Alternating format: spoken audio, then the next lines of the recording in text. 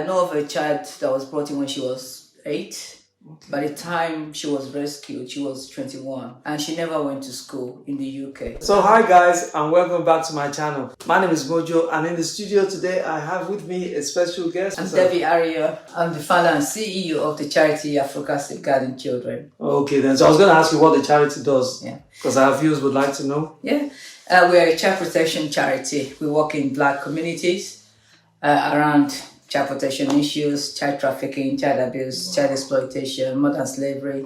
Wow. In the Black community. Yeah. We work nationally. We're a national charity. Okay, then great. So what inspired you to start this business or charity? Because very few of our community would think about doing something like this. Yeah. I mean, we started about 23 years ago. Wow. Amazing. And this was in 2001. So actually, this time around is we're celebrating our 23rd anniversary. Wow, with congrats. Afruca. Flowers for her, right? And I started because around that time we were seeing cases of many children coming in. You know, you hear cases of children being abused, or children being used as domestic servants, or children being, even killed. I mean, we had cases like Victoria Glynn. So there were cases there that really spurred me to say, look, we need to do something about this in our community because, this is not right. And of course, we had some children who were killed around 1999, 2000, 2001. My daughter was about 8 years around this time. So, and those children were about the same age as my daughter. So I felt I needed to do something. Yeah, that's great. So so your inspiration was to help the children. Was it also to educate? Because obviously some of it is from miseducation. Yeah, a lot of it was to educate people about how not to treat children. Okay. I.e., we shouldn't be abusing our children. But then we're all living in a new country, different from where we've come from. So we need to understand how things work in the UK so we could treat children properly. Okay. So there were all those issues there in relation to community education, child protection education. And then, to be honest with you, that was the bulk of our work when we first started. Okay. Yeah. Okay. So what was the reception like from the community? So how were you able, the first step? So if you can talk us through the first steps. I remember it was a bit hard. One of the issues that really bothered me was the issue of children being brought to be used as domestic servants or children being accused of witchcraft. We've seen a number of those cases. Really? Yeah, we were seeing them. And in relation to child, so I call it child domestic slavery because that's exactly what it is. You have a child locked up in your home, cooking, cleaning. They're going to bed at midnight, if at all. They're waking up at 4 a.m. So 4 hours sleep, 24 hours a day, 7 days a week. They're not paid. They don't go to school and all that. So it was very, very rampant. And so when we started to do a lot of work in the community, on TV, on radio, we used to get people calling our office to tell us, why are you washing our dirty linen in public? I'm like, why are you washing? So if our linen is dirty, then we should clean it up. Yeah. Right. So it's the issue is whether we're washing it in public or not. The issue is that we need to clean it up, and that's what we're doing. Yes. And it was really hard in those days. And that mindset, anyway, because you can only hide it for so long. You're in a country where you will be held liable if you do things like that. It's just a matter of time. Absolutely. But having said that, I remember this issue of domestic slavery very well because even we had some professionals saying, it's their culture. Because in Nigeria, people use children as domestic slaves, servants, or house helps. Yes. No, it is not our culture. It is, some people are doing it, but it doesn't mean that it is right. Yes. So because people do it does not make it right. Yeah. Absolutely. It's an abuse of power and control. Absolutely. And obviously poverty. So there are many things. Exactly. So people now try to abuse people's children because they're poor. Yes. My niece in the village is poor. Let me look after her child, but then the child comes to live with you, and then you end up abusing them. That's exactly what was happening. It's not a cultural thing in any way or form. Yeah. So you found out, because we were talking earlier, and you said a lot of children are being brought by people who are not their parents. Of course, yeah. Because, especially in these days, I mean, I think maybe that's gone down a bit now with the new policy, but 2, 3, 4 years ago, you have people coming to study in the UK, and they could bring their family members with them. And, as long as you're able to present documents at the High Commission that these are my children, you can get a family visa to come and study with your family. And so we've seen cases where people have got children who are not their own children, but presenting them as their own children with the aim of bringing them in to help them with housework, like they were in Nigeria. And of course, it's come to light that these children were being abused or exploited in the home. Okay. So I was going to ask you, because obviously these are things that are hidden. So how did you find out about many of these, and how were you able to help the children or young adults? Yeah, that's a good question. So we get whistleblowing, whistleblowing is a big element of our work. We get people calling to say, look, we had to go and help rescue a young person who was trafficked as the wife of somebody on a student visa. And she was only 18 years old. Wow, right? God.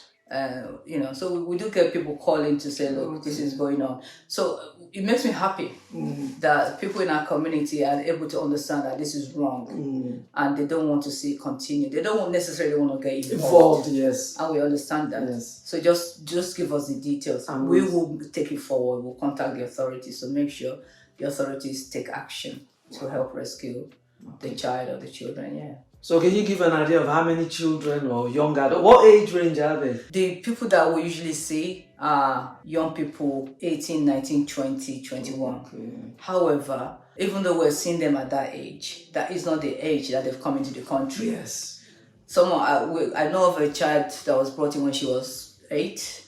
Okay. By the time she was rescued, she was 21. And she never went to school in the UK. Right, so there are lots of stories of young people being brought, 12 years old, especially by family members. Okay. Or you might find there's a woman who is working for a rich person in Nigeria somewhere.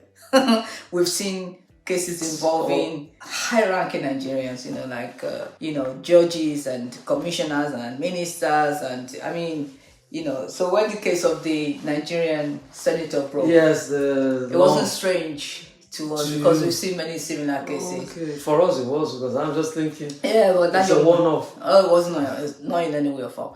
That young man was just extremely lucky. For organ donation? For trafficking, right? Organ, yes. That was on top of it, okay. Yeah, but if we've seen lots of cases of trafficking for domestic slavery, with similar pattern, a young person being brought in to come and work for the family, will look after you, will send you to school, but that never happens. Okay. The young person just walks and walks and walks. Wow. So talk us through the process. So someone calls you to say there's a young child somewhere. What are you able to do to help that child? Well, the most important thing is to determine, is this person at risk of imminent harm? Okay. Which, in my viewpoint, they are, if they're in the situation of domestic slavery. So we just find out where they are, and then we make contact with the police. We'll find that the police are a bit slow to act. Okay. So we have to find ways of pushing them to act. Okay. And in many instances, that might even mean getting other people involved. Okay, other agencies. Okay, so find the local MP or councillors or some other important person involved to make sure that the police actually act. Okay. So if the police have intervened, what's then the next stage for this young adult or person? So we're talking about trafficking. All this issue is trafficking. Yes. The government has a system in place. Okay. They call it the National Referral Mechanism. Okay. So with the National Referral Mechanism, when somebody, whether they're a child or an adult, has been rescued from slavery, they will be referred into the National Referral Mechanism. Okay. And then if they're over 18 years old, they get to be accommodated by the government, looked after by the government in a shelter. Okay. So the police have the right or the power to refer somebody rescued into the NRM. So it's called the NRM, National Referral Mechanism. Okay. The police can refer, local authorities can refer. There's some of the big charities can refer. We can refer. Oh. So we can refer somebody to the police. Okay. We can refer to one of the big charities. Okay. Or the local authority, and they will refer that person into the National Referral Mechanism. So our aim is to rescue and put them in a place of safety, which is a safe house. Yeah. Okay. And then what happens then? So are they able to stay in the UK, or are they sent back? Well, and this is where politics has come in. Before, if somebody is referring to the National Referral Mechanism, the idea is that within a few months, the government will assess them. They will look after them in that interim period. They will have access to shelter, some stipend, food, healthcare. They can even go to school. But once that's going on, they will assess them. Okay. So the assessment is, was this person a genuine victim of trafficking. Well, before, that whole process used to be very short, maybe within months. Now we're looking at years. So in limbo. So a young person can be rescued now, and then it takes years and years and years for the government to decide that they were really trafficked. It's frustrating. Before, it used to be, we recognize that somebody who's been trafficked might be so traumatized they can't talk about their experience, and so we wait for them to be a bit, But now the government is actually using this against them. Well, when we interviewed you, you didn't say this happened. You didn't say this happened. You didn't say this happened. So it means you were lying. That means you're not trafficked, and this is linked to the current rhetoric around immigration, hostile environment. So even victims of trafficking are now being targeted as refugees or trying to just use it. Thank you. And so God. So if you that's unfair though, because that means you then will reduce the whistleblowing of people coming forward. Thank you. It's like, what's the point? Exactly. Am I not better off? Which is unfair. Exactly, which is not fair on those people. A lot of people have gone through. It's very easy to know somebody has been trafficked because you can really tell the experience, the trauma they've gone through. And what they haven't done in the time they've been here. Exactly, or what they've experienced. And the trauma, the PTSD. There's some people, you try to talk to them and they start to talk about their experience and they just break down or they just start shaking. Then, you understand that something terrible has happened to this person. But the government, in many instances, are not saying it that way. They just say, they're not able to talk about their experiences because, they have something to hide, or they're lying, or they're trying to make up their story, or it's just really terrible. So what can Africa do? Because obviously there needs to be some education, trying to...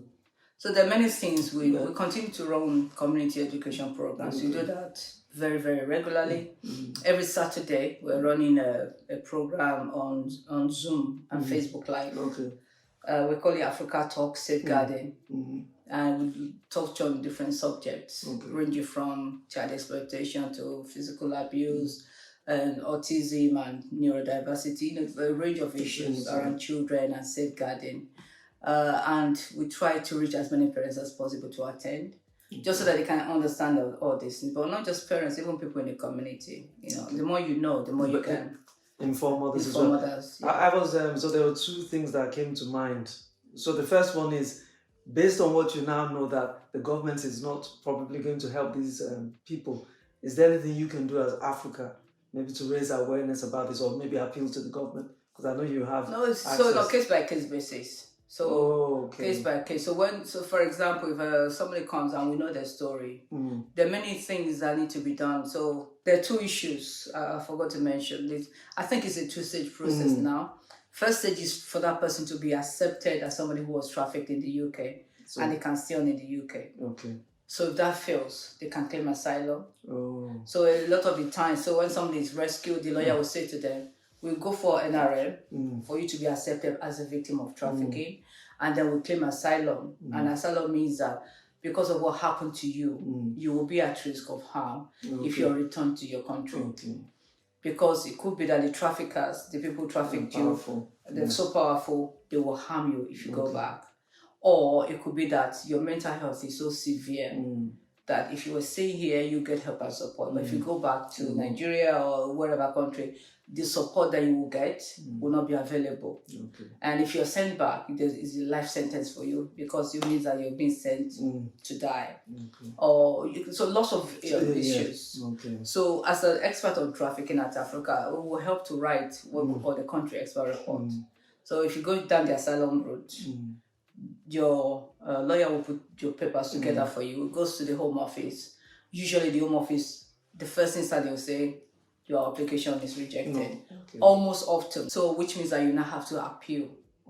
It's at that appeal stage that you will now try and gather as much evidence as possible, including a country expert report. It could be an expert report from a psychotherapist or a psychologist. It could or a mental health practitioner. It's just a range of experts helping you to put papers together. So we always try to help people in that way. Because I'm thinking that in some cases it should be straightforward, because if someone has come in at a younger age, maybe 10, 11, this person has brought them in, is not their parents. Shouldn't that automatically... Not necessarily.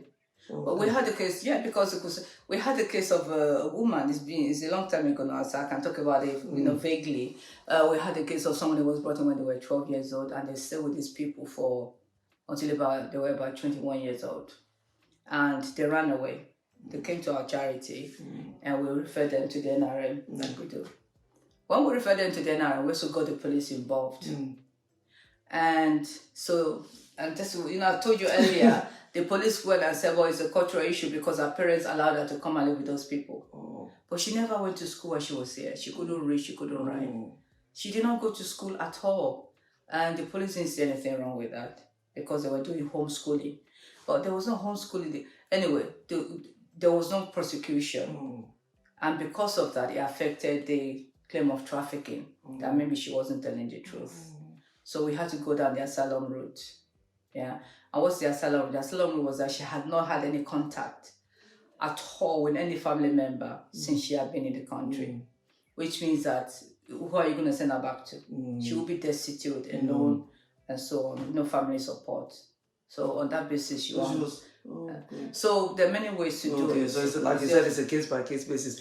When I say case-by-case basis, you also find that a lot of people are extremely unlucky because they do not have that support. Yes, I was going to say, they don't understand the guidelines, what they can claim for different sections. It's being educated as well. The other one I was actually going to ask you is about how about the people back in Nigeria? Because obviously it's better if you can inform. We're from Nigeria. It's better if you can inform people, educate them about, possibly the reasons behind why they're coming, so they don't. No, I think that is the most difficult element because of what the situation in Nigeria. And I remember 2 years ago, we worked with a charity in Nigeria called Sea Hope. We organized a program called, we called it the Japa Syndrome.